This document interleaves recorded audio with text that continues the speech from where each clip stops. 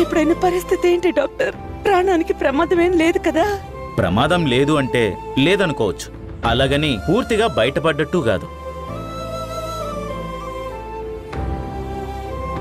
Expiry tablets వాడడం వల్ల ఒక రకమైన పాయిజన్ లాంటిది బాడీ మొత్తం స్ప్రెడ్ అయింది. చాలా వరకు క్లియర్ చేశాం, కానీ ఆ టాబ్లెట్స్ ఎఫెక్ట్ బ్రెయిన్ మీద పడితే కోమాలోకి వెళ్ళే ఛాన్స్ ఉంది.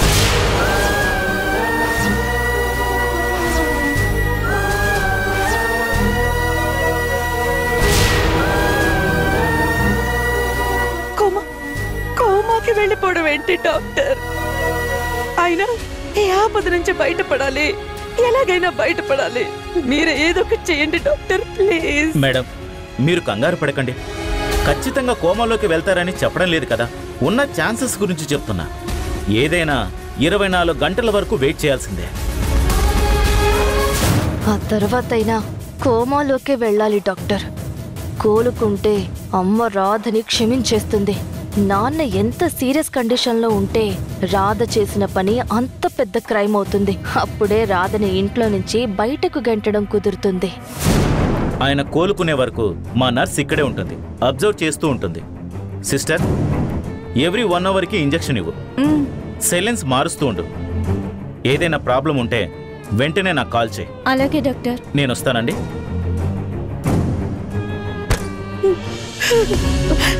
ఏమండి?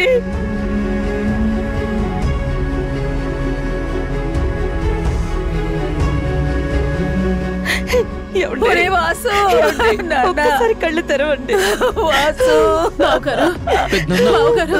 ఏమండి?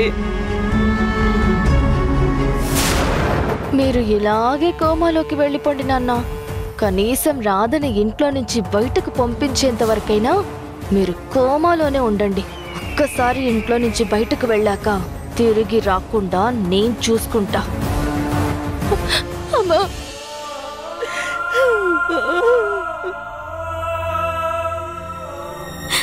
సార్ బాగుండాలి, మేడం బాగుండాలి అని నేనెప్పుడు దేవుడికి మొక్కుకునేదాన్ని. అలాంటిదే నా చేతుల మీదుగా ఎలా జరగడం ఏంటి? కర్మ కాకపోతే డాక్టర్ గారు చెప్పేదంతా వింటుంటే నాకు భయంగా ఉంది మనోహర్. సరికేమీ కాదు కదా? ఏం కాదు రాదా, 24 గంటల్లో కోలుకుంటారు చూడు. మనోహర్, ఒక్కసారి సార్ని చూడాలనుంది, వెళ్దామా? వద్దు రాదా, ఇప్పుడు వాళ్ళు ఎంతో బాధలో ఉన్నారు. నీ మీద అంతకన్నా ఎక్కువ కోపంతో ఉన్నారు. నువ్వు అక్కడికి వెళ్తే వాళ్ళు ఆవేశపడ్డం, నువ్వు నానా మాటలు అనిపించుకోవడం తప్ప అక్కడేం ప్రయోజనం ఉండదు. సార్ కోలుకునే వరకు ఎంత దూరంగా ఉంటే అంత మంచిది.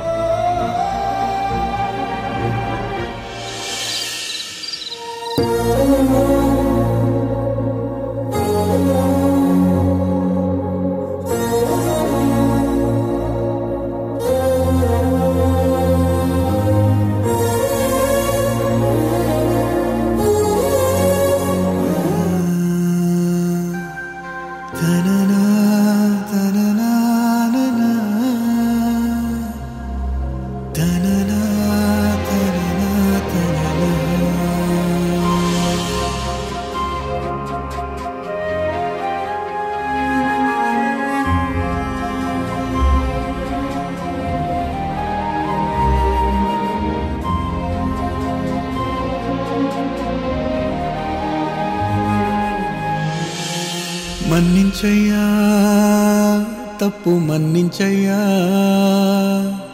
మంచోళ్ళకే అన్ని కష్టాలయ్యా. మహారాజయ్యా, మహారాజయ్యా, మహారాజయ్యా, మారాతలు నీ చేతితో మార్చావయ్యా. మిమ్మల్ని ఇలా చూసి తట్టుకోలేకపోతున్నాను సార్. దీనికి కారణం నేనేనని అందరూ అంటున్నారు. నేను కావాలని చేశానంటున్నారు. మీరు మాకు ఆశ్రయం ఇచ్చారు సార్.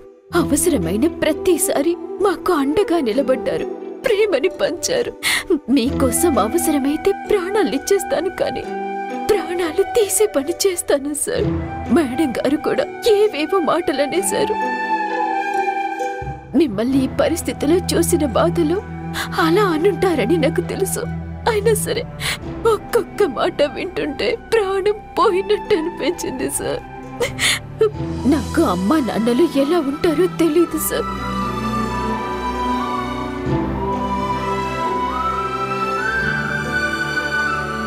అక్కడ పెంచిన అమ్మా నాన్నలుంటే దేవుడిచ్చిన అమ్మా నాన్నల్లా ఇక్కడ మీరున్నారు సార్. నాన్న ప్రాణాలకి ఆపద తలపెడతానా? అమ్మ మాంగళ్యానికి ముప్పు కలిగిస్తానా?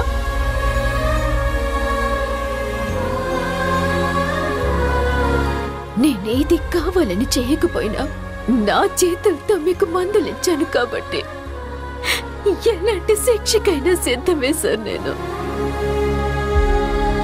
కానీ మీకేదైనా జరిగితే మాత్రం నాకంతకన్నా పెద్ద శిక్ష మరొకటి ఉండదు.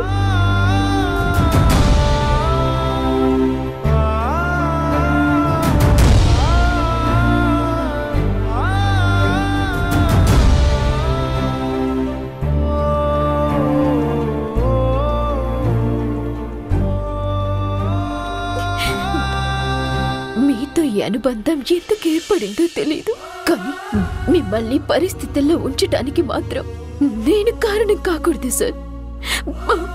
మేడం గారిని చూడండి సార్, మీకేమవుతుందోనని ఎంతగా ఏడ్చారో, ఎంతగా తల్లడిల్లిపోయారో. మీరు లేకపోతే మేమందరం అనాథలమవుతాం సార్. మేడం గారి కోసం, నా కోసం, మా అందరి కోసం ఒక్కసారి కళ్ళు తెరవండి sir. Please sir, please.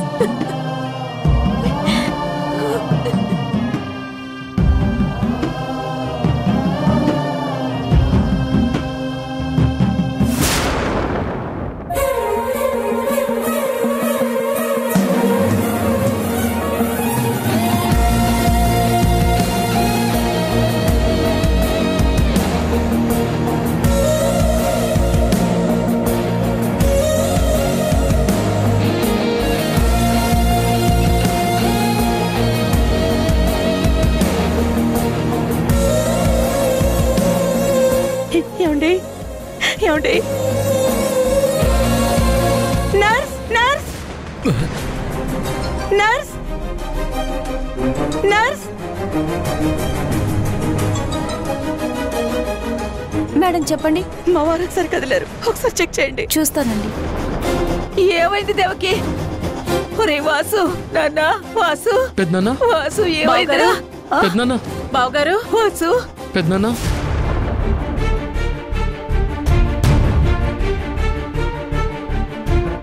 Radha Radha, విన్నావా? మేడం ఏదో క్యాకేశారు. సార్ స్ప్రేలోకి వచ్చారు మనోహర్. అవునా? అవును. నువ్వు ఎంత వద్దన్నా సార్ని చూడకుండా ఉండలేకపోయాను. చూడటానికని వెళ్ళాను. అప్పుడు సార్లో కదలికొచ్చింది. మేడం లేస్తారేమో అని వచ్చేసాను.